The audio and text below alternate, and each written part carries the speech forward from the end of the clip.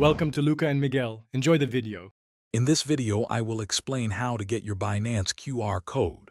First, you'll want to log into your Binance account, either through the mobile application or the website.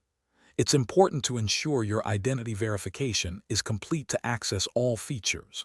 Once logged in, look for the Wallet section, which is typically found on your main dashboard or navigation bar.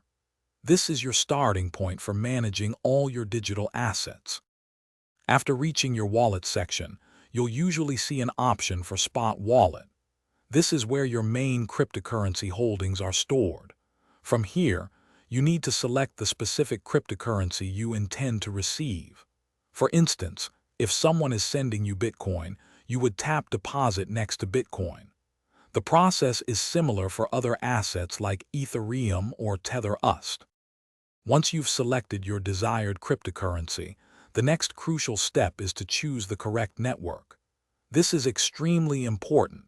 For example, if you're receiving USD, you might choose BEP20 for Binance Smart Chain or ERC20 for Ethereum.